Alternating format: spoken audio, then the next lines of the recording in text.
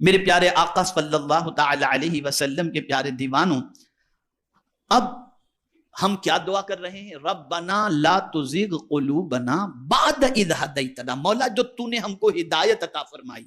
اب ہدایت کی بھی 3 قسمیں ہیں، اچھی طرح سمجھ لو۔ آج ہدایت کی بھی 3 قسمیں ہیں۔ میرے پیارے آقا صلی اللہ علیہ وسلم کے پیارے دیوانوں، ایک ہے ایمان کی ہدایت، کہ اے میرے کریم جو تو نے ایمان کی دولت ہمیں عطا فرمائی،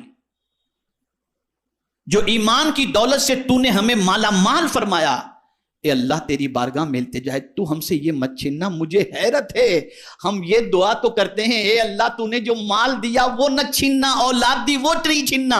مجھے ایسے بہت کم ملتے ہیں جو یہ دعا کریں کہ اللہ تو ایمان نہ چھیننا۔ یہ دعا کرتا ہوا کوئی نظر نہیں آتا الا ماشاء اللہ، اس لیے کہ اس کے نزدیک ایمان کی کوئی خاص اہمیت ہے ہی نہیں۔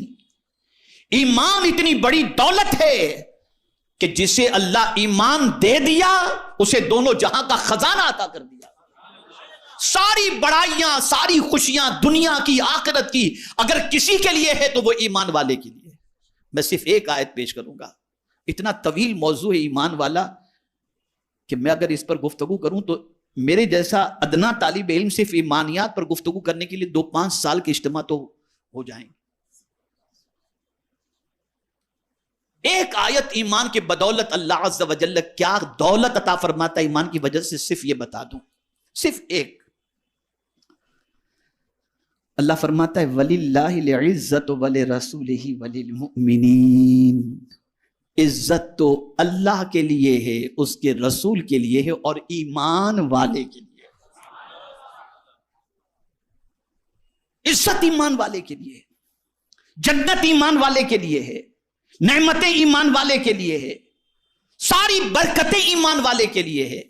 لیکن یہ بھی سمجھنا پڑے گا کہ جو اصطلاح شریعت میں ایمان کی تعریف کی گئی اس میں تو ہم فٹ ہو سکتے ہیں، لیکن کامل مومن کے اعتبار سے ہم ایمان والے کی فہرست کے اندر پورے اتر پاتے ہیں کہ نہیں، یہ ایک سوال موجود ہے۔ تو اللہ کی بارگاہ میں جہاں یہ دعا کرتے ہو کہ اے اللہ مجھے دی ہوئی دولت نہ چھیننا، میری اولاد مجھ سے نہ چھیننا، میری شہرت مجھ سے نہ چھیننا، وہیں سب سے اہم دعا یہ کرو کہ اے اللہ تو نے جو ایمان کی دولت دی ہے یہ ایمان کی دولت ہم سے کبھی نہ چھیننا۔ اور مجھے یاد آ رہا ہے میرے مینٹور، میں جن کو بہت زیادہ پسند کرتا ہوں دعوت دین کے سلسلے میں، ماضی قریب کے عظیم دائی دین حضور مبلغ اسلام علامہ عبدالعلیم صدیقی میرٹھی رحمت اللہ تعالی علیہ، جو اعلیٰ حضرت عظیم البرکت امام عشق و محبت کے خلیفہ تھے۔ آج دنیا میں جتنی بھی تحریکیں موجود ہیں اور جتنے بھی علماء موجود ہیں، ان سب نے مل کر جتنوں کو ایمان کی دولت سے مالا مال نہیں کیا، تنہا مبلغ اسلام نے اتنوں کو اسلام کی دولت سے مالا مال کیا۔ لیکن 1 لاکھ کے قریب لوگ کم و بیش ان کے ہاتھوں پر اسلام قبول کیے۔ لیکن جب مدینہ منورہ پہنچے، فکر دیکھیے، مدینہ منورہ پہنچے تو پہنچنے کے بعد اعلیٰ حضرت عظیم البرکت امام عشق و محبت کی خلیفہ قطب مدینہ علامہ ضیاء الدین مدنی رحمت اللہ تعالی علیہ، جو مدینہ منورہ ہی میں رہتے تھے، ان سے عرض کرتے ہیں کہ حضور دعا کریں کہ میرا خاتمہ ایمان پر ہو۔ کون کہہ رہا ہے؟ مبلغ اسلام کہہ رہا ہے۔ کون مبلغ اسلام؟ جن کی زندگی سفیر اسلام بن کر دنیا کے اندر اسلام کی شمع کو روشن قدرے بھی گزری۔ تو قربان جائیے، قطب مدینہ علامہ ضیاء الدین مدنی رحمت اللہ تعالی علیہ نے فرمایا مولانا انشاءاللہ آپ کا خاتمہ ایمان پر ہی ہوگا۔ تعجب میں پڑ گئے کہ حضور آپ اتنا کانفیڈنس کے ساتھ کیسے کہتے ہیں کہ انشاءاللہ میرا خاتمہ ایمان پر ہوگا؟ اب جواب سنیے مبلغ اسلام کو قطب مدینہ نے کیا جواب دیا۔ ارشاد فرمایا جتنے ہزاروں کے سینے کو ایمان کی دولت سے مالا مال کر دیا، اللہ اس کو کب ایمان کی دولت سے محروم کرے گا؟ کہنے کا مقصد یہ ہے کہ وہ لوگ بھی ڈرتے تھے ایمان کے سلسلے میں، اسی لیے حضور صلی اللہ علیہ وسلم نے ارشاد فرمایا خاتمے کا اعتبار ہے. پوری زندگی آدمی مومن ہو کر کے گزارے, ڈر ہے کہ کہیں اس کا خاتمہ ایمان پر نہ ہو, اور ہو سکتا ہے پوری زندگی کفر میں کوئی گزارے اور مرنے سے پہلے اسے ایمان کی دولت نصیب ہو جائے. تو ہمیشہ اس بات کی فکر رکھنی چاہیے کہ اللہ ہمارا خاتمہ ایمان پر فرمائے. ہم تو ایمان کا فائدہ بھی نہیں جانتے, بس اتنا جانتے ہیں کہ گوشت مچھلی مرغی کھاتے رہے, بس مسلمان ہیں, بس یہی. ایمان کوئی معمولی چیز نہیں ہے, بہت بڑی دولت ہے, بہت بڑی دولت ہے. جسے یہ دولت مل گئی اسے دونوں جہاں کی نعمتیں نصیب ہو گئیں. تو پہلی چیز ہدایت کی ایک قسم یہ ہے کہ ایمان کی ہدایت, اللہ کسی کو ایمان کی ہدایت عطا فرمائے. دوسری ہدایت کی قسم ہے عبادت کی ہدایت, اللہ کسی کو عبادت کی توفیق عطا فرمائے. بہت سارے بڑے اکڑتے ہیں, بڑے خوش ہوتے ہیں, ارے یار بس دعا کرو مولانا نماز کی توفیق مل جائے, دعا کرو. ویسے اتنا ٹائم کہاں مولانا ملتا ہے, اللہ کا دیا ہوا بہت کچھ ہے, مصروف اتنا رہتا ہوں, بس دعا کرو. اور وہ سمجھتے ہیں بنگلہ ہے, گاڑی ہے, پیسہ ہے, شہرت ہے, عزت ہے, آسائش کا سارا سامان ہے, تو گویا اللہ ان پر مہربان ہے. ایک غلط سوچ یہ بھی ہے, وہ یہ سمجھتے ہیں جن کو عبادت کی توفیق نہیں اور یہ ساری چیزیں موجود ہیں ان کے پاس, وہ سمجھتے ہیں کہ ان کو سب کچھ مل گیا, اللہ ان پر مہربان ہے. لیکن یہاں میں آپ کو بتا دوں, جملہ یاد رکھیے گا اور زندگی پر یاد رکھیے گا, اللہ جس بندے کو چاہتا ہے اسے بھی دولت دیتا ہے, اور جسے نہیں چاہتا اسے بھی دولت دیتا ہے. لیکن سجدے کی توفیق تو صرف اسی کو دیتا ہے جسے وہ چاہتا ہے. اور یہ عبادت کی ہدایت بہت بڑی ہدایت ہے. جس کو نیکیوں کی توفیق مل گئی سمجھ لیجیے اللہ کا اس پر خصوصی کرم ہے. جسے عبادت کی توفیق مل گئی وہ سمجھ لے کہ اس پر اللہ کا خصوصی کرم ہے کہ اس نے اسے بندگی کا سلیقہ بھی عطا فرمایا اور بندگی کی توفیق. تو ہدایت سے ایک مراد عبادت کی ہدایت بھی ہے, اور ہدایت کے معنی راستہ دکھانا بھی ہے, راستہ چلانا بھی ہے. اور یہاں پر اگر کوئی یہ سمجھے کہ یہاں ہدایت سے مراد پہنچانا ہے, یہاں پہنچانا مراد نہیں, ایصال مراد نہیں ہے. اس لیے کہ جب ایک بار خدا کسی کو پہنچا دیا تو پھر ظاہر سی بات ہے کہ وہ تو پہنچ چکا ہے, پھر اب وہ نہیں. لیکن اللہ عز و جل یہاں راستہ دکھاتا ہے, راستہ چلاتا ہے. ہدایت سے مراد دکھانا بھی اور چلانا بھی ہے, لیکن زیادہ تر اہدنا الصراط المستقیم کے حوالے سے خود اعلیٰ حضرت عظیم البرکت نے جو ترجمہ کیا وہ یہی ہے, اے اللہ ہم کو سیدھے راستے پر چلا, چلانے کی بات. اور چل وہی سکتا ہے, غور سے سنیے گا, اس جملے کو یاد رکھیے گا دل و دماغ کے اندر, چل وہی سکتا ہے جسے خدا چلائے, اپنی مرضی سے نہیں. اسی لیے سورہ فاتحہ میں اس دعا سے پہلے مدد مانگنے کا حکم ہے, ایاک نعبد و ایاک نستعین, ہم تیری ہی عبادت کریں اور تیری ہی عبادت کریں اور تجھی سے مدد مانگتے ہیں. اور اس کے بعد اہدنا الصراط المستقیم, مولا تجھ سے مدد مانگ رہے ہیں کہ ہم کو سیدھے راستے پر چلا. اس کی مدد جس کے شامل حال ہوگی وہی سیدھے راستے پر چلے گا, وہی سیدھے راستے پر. اور سیدھے راستے پر چلانا اس کا کام ہے. یہ بھی ایک بڑا تفصیلی موضوع ہے, کون سیدھے راستے پر چل سکتا ہے اور کون سیدھے راستے سے بہت سکتا ہے. قرآنی آیات کا انبار ہے, اس کے اوپر انبار لگا ہوا ہے, کون بھٹک سکتا ہے اور کون سیدھے راستے پر چل سکتا ہے. وہ ساری صفتیں جس سے انسان بہک جاتا ہے اس کا ذکر بھی اللہ نے قرآن میں فرمایا, اور وہ ساری صفتیں جس سے انسان سیدھے راستے پر چل سکتا ہے اس کا بھی ذکر اللہ عز و جل نے قرآن مقدس میں فرمایا. تو عبادت کی ہدایت, یہ جو دعا ہم کرتے ہیں نا, لا تزغ قلوبنا بعد اذ ہدیتنا, اس میں تینوں چیزیں شامل ہیں. پہلی چیز ایمان کی ہدایت, کہ جو مولا تو نے ہمیں ایمان کی ہدایت عطا فرمائی ہے, اب ہمیں گمراہ نہ کرنا, ہمارا دل ٹیڑھا نہ کرنا. اور یہ بھی مراد ہو سکتا ہے کہ مولا تو نے جو ہمیں عبادت کی ہدایت عطا فرمائی ہے تو ہمارا دل ٹیڑھا نہ کرنا, گمراہ نہ کرنا, یہ عبادت کا ذوق و شوق ہمارا باقی رہے. اور تیسری قسم معاملات کی ہدایت, لین دین, تعلقات, لوگوں سے سلوک, یہ بہت بڑی چیز ہے.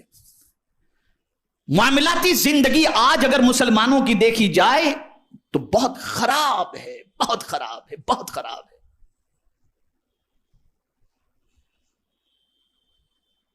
اس لیے فاروق اعظم رضی اللہ تعالیٰ عنہ فرماتے تھے کہ کسی انسان کو پہچاننے کے لیے صوم و صلات کو نہیں، معاملات کو دیکھو کہ معاملات میں وہ کیسا ہے۔ تو اللہ اگر کسی کو معاملات درست کرنے کی ہدایت عطا فرما دے، مثال کے طور پر سچ بولنے کی، وعدے کی وفا کرنے کی، حسن خلق سے پیش آنے کی، اسی طریقے سے کسی کی خیانت سے بچنے کی، یہ ساری توفیق عطا فرما دے تو اللہ عز و جل کا اس بندے پر خصوصی کرم ہے۔ میرے پیارے آقا صلی اللہ تعالی علیہ وسلم کے پیارے دیوانوں، یاد رکھیں یہاں پر دعا اللہ کی بارگاہ میں جو کی جا رہی ہے، ربنا لا تزغ قلوبنا بعد اذ ہدیتنا، یہاں تک پہنچ گئے نا؟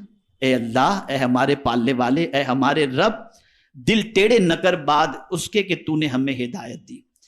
اور پھر کیا دعا کی جاتی ہے؟ وَهَبْ لَنَا مِن لَدُنْكَ رَحْمَةً، اور ہمیں اپنے پاس سے رحمت، اور ہمیں اپنے پاس سے رحمت عطا فرما۔ مراد یہ ہب لنا، ہبا، ہبا کے معنی کیا ہوتا ہے؟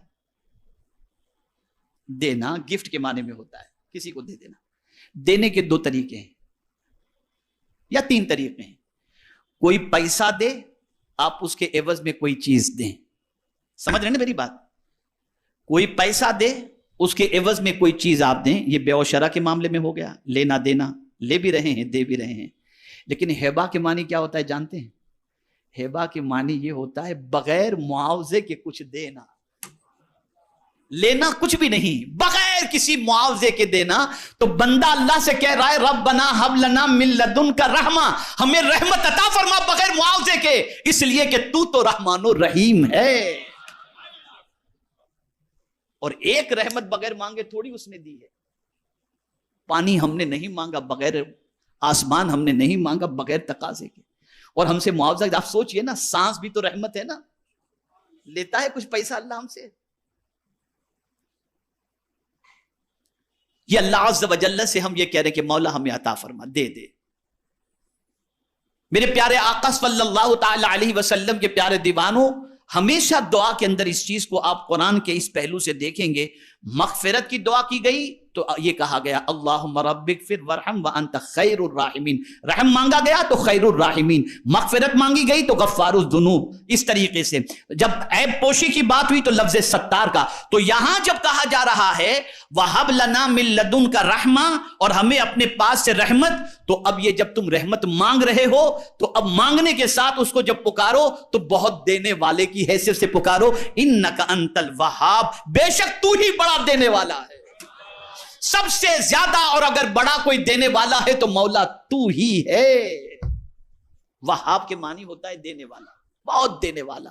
اب اس میں آپ دیکھیں مبالغہ کس کو کہتے ہیں؟ مبالغہ کسے کہتے ہیں؟ ایک ہے لمٹ، ایک ہے ان لمٹ۔ بہت زیادہ کے لیے مبالغہ کا استعمال ہوتا ہے۔ اب یہاں وہاب کہا گیا، یعنی مولا تو تھوڑا دینے والا نہیں، بہت دینے والا ہے، اور ایسا دینے والا ہے کہ بن مانگے دینے والا ہے، بغیر طلب کے دینے والا ہے، اور ایسا دینے والا ہے، ایسا دینے والا ہے کہ تیرے دینے سے تیرے خزانے میں کوئی کمی بھی نہیں آتی، اس لیے کہ ہر دینے والا اپنے خزانے کو دیکھتا ہے، کوئی دولت دیتا ہے، کوئی بھیک دیتا ہے، کوئی مکان دیتا ہے، کوئی کیا دیتا ہے، کوئی کیا دیتا ہے، لیکن اے اللہ تو جو بندہ مانگے وہ سب عطا کرتا ہے، اور تھوڑا نہیں، اس لیے کہ تیری شان یہ ہے وَإِن مِّن شَيْءٍ إِلَّا عِندَنَا خَزَائِنُهُ، اللہ فرماتا ہے ہر چیز کا خزانہ میرے پاس ہے، تم جو مانگو گے میں بہت زیادہ تمہیں عطا کرنے کے لیے تیار۔ یہ وہ دعا ہے جس کے بارے میں میرے پیارے آقا صلی اللہ تعالی علیہ وسلم کے پیارے دیوانوں، میں یہاں پر بتا دوں حدیث مبارکہ کی روشنی میں، تاکہ آپ کی سمجھ میں اچھی طریقے سے یہ بات آ جائے، کہ حضرت ابو ہریرہ رضی اللہ تعالیٰ عنہ اکثر دعا کرتے تھے، اے اللہ مجھے زنا سے بچا، اے اللہ مجھے چوری سے بچا۔ تو کسی نے پوچھا کہ آپ یہ دعا کیوں کرتے ہیں؟ تو کہتے ہیں کیا تمہیں نہیں معلوم کہ دل جو ہے نا پلٹتا رہتا ہے، پلٹتا رہتا ہے، کب میرا دل بدل جائے، کب میرا دل پلٹ جائے، اس لیے میں ان برائیوں سے پناہ مانگتا ہوں۔